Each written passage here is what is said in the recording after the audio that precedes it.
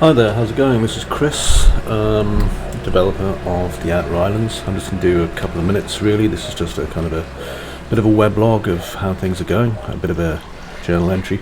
So I'm down here at the minute in the water tanks, which are one of the finale pieces of the first chapter of the Outer Islands. So by this point the player has made their way through the various kind of puzzles and parts of the hospital and the cargo areas on the island and the greenhouses and Gondola Island and all the other stuff. And what they're doing is they're coming down here to this colossal underwater water tank. Okay, and this is basically the section that will take them into the next chapter, which is well, I'm not going to say what it is, but basically this is the hydrotherapy pump control room. Now, in order to get here, it's quite a convoluted route for the player. You have to be a patient, then you have to upgrade your clearance to engineer and get into here. You've got to avoid the bob maniple, loads and loads of other things. And then when you finally do get in here, for me there was a bit of decision making regarding this lever puzzle, because we've got this here, pressure lock, locked and unlocked, and in my opinion the player's probably going to want to push through. You know, it's going to be evident we're nearing the end of the chapter now. All the information's telling the player we're nearing the end of the chapter. You know, it's nearly time to get to chapter 2, and so rather than having these need to be flipped in a certain sequence, which was my original plan, I thought, well, that's just going to frustrate people and prevent them from getting to, you know, the second session. To be honest, they come in here and they see these switches, they see the flow valve and the hydro pressure valve, they see the pressure lock is locked. What they're going to want to do is just, you know, open the valves. I mean, we all do that. You know, we see a switch and we just want to press the buttons on it and just make things happen. And when we do that, that will of course unlock the door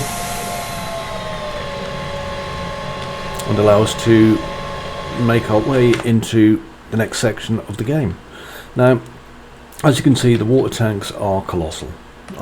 It's been quite a design build for this. You know, I've got to have like dripping water, atmosphere, wet looking metal, and the sheer scale of this was massively important, as well as the part where it's kind of the big reveal for the player.